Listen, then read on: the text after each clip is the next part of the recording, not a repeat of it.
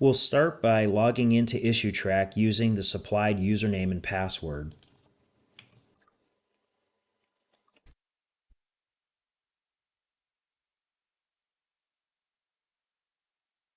Once we've logged in, now we'll select the New Issue button in the upper left-hand corner of the screen.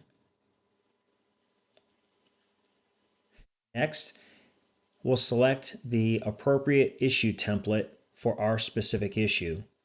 If our customer is an industrial customer, then we'll select from these options, or if they're a professional customer, we'll select from these options.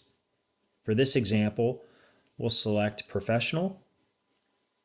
And then next, it's important to list who we are, who's actually submitting the issue. If you are a store, then select your store manager as the person listed. If you're a sales rep and your name is not listed, let me know and I will add you to the list.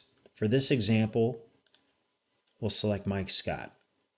Now, whenever we select the issue template at the top, it automatically pre-fills subtype information. This is allowing us to drill down to the specific type of issue that's being submitted. In this case, we'll put mistint paint. And you can see to the left of several categories, there is an asterisk. Anytime an asterisk is located or present, we're required to fill in information within that field. Otherwise, the Issuetrak system will not submit the issue properly. So anytime you see an asterisk, please complete that field with the appropriate information.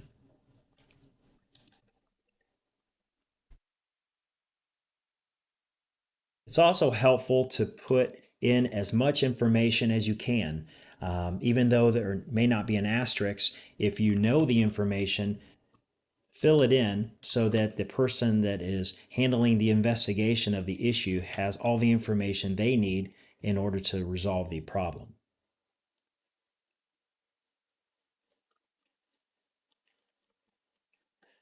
You can see whenever I'm typing in a number, I'm not putting in hyphens, I'm not putting in special fields. We're just typing in just numbers. And so it's important to do that. Same thing with a PO number and an invoice number. Any symbols or anything like that won't work. It will actually cause an error to occur. So just type in the numeric content that you have.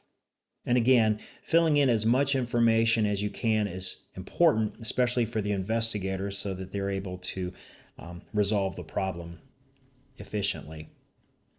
Another thing to note is whenever you see a calendar, it's important to select that calendar so that you are setting up the date in the appropriate format. Otherwise, Issuetrak will not accept the date that you type in and you're going to get an error. So in this case, date received. That's the date that we received the problem. So when did this problem come to light? We'll say it was May the 4th, and you can see the format that it put the date received in. Next, you can see that for location purchase, we have a drop down. Same thing as what I just mentioned about the calendar. If you see a drop down option, always use that drop down. It's going to provide the information in the appropriate format that's required. If there's no drop down, then you can go ahead and just type in a numeric answer or an alphabetic answer. But if there is a drop down present, select from that drop down. If there is a calendar, use that tool. And same thing if you see a magnifying glass. You know, we get now to product. What was the product that was a problem? If we select the magnifying glass, it's going to pull up all the products that we have loaded into Issuetrak. And there are hundreds of items. You can see that we have 5,756 items. For this example, I'm just going to select this product, and you can see it automatically autofills the information in. Next, product container size. I don't need text. Is it a 1? Is it a quart? Is it a 5? What is it? So in this case, a 5. We don't need to type 5 gallons. We don't need to type 1 gallon. We can just type in a 1 or a 5.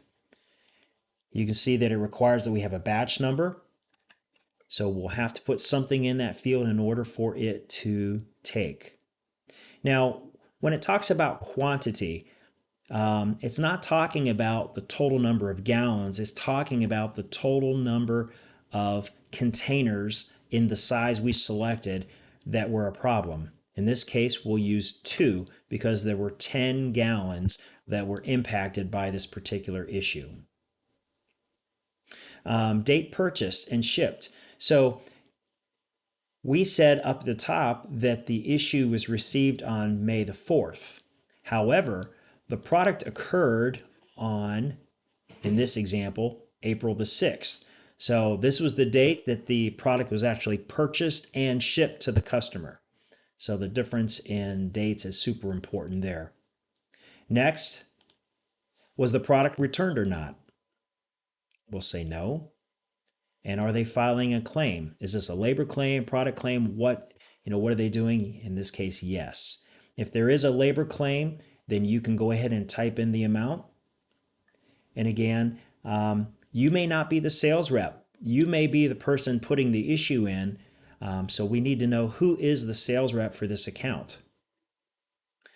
In this case, if you are a store associate, type in your name as the person that actually was responsible for doing the mistint, so we know who actually did what. And next, we're going to type in the full description. So you can see there's text already here, but if you enter down, you can now type in some just information, giving very specific information as to what occurred, what actually happened. And you can see that there's an opportunity for us to attach images. So if you have an image or a few images to attach that shows the problem, click on that little box, and then at the end, whenever we submit the issue, it'll pull up an opportunity for us to be able to attach those images. Now, the next field that you'll need to submit is correction date. If we replaced the product already and it's already been resolved, then you can go ahead and select the date that this was corrected.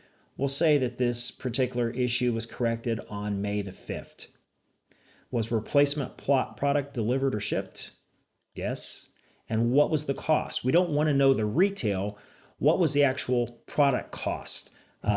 So you could go into inventory maintenance and find out what is the cost to produce that item. That's the cost we're looking for, and multiply by the number of containers that were actually replaced.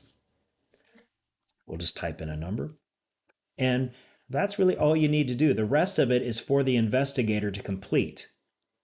So you remember that we selected that there was an attachment to include.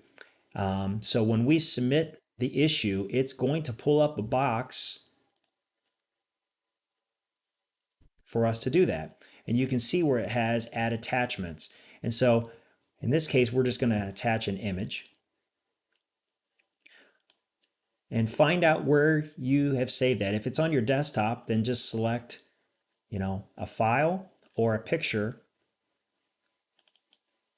And you can see the picture that I selected or the image is right here.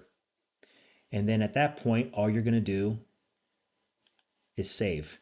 And once you do that, the issue is now submitted.